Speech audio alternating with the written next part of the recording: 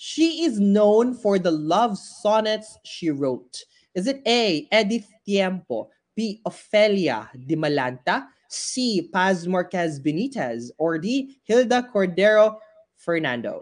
The correct answer for this one is letter A, Edith Tiempo. Sumusulat po siya ng mga short stories and novels, particularly associated with using English. And doon sa collection of poems niya na yon, nandoon po nakalagay yung kanyang mga love sonnets. Ofelia de Malanta is known for being the goddess of Philippine poetry.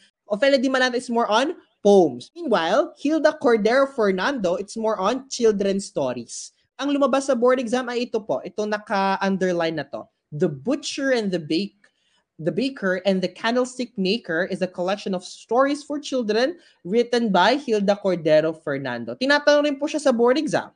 Ang lumabas naman po sa kanya before kay Hilda Cordero, aside dito, tinanong po siya before kung sino daw yung cultural icon natin. Sino daw yung versatile writer natin sa Philippines. That is Hilda Cordero Fernando. Paz Marquez Benitez. Paz Marquez Benitez naman po, it's the first Filipino woman to write literary works in English. Siya po ay pinaka-famous sa kanyang work na Dead Stars.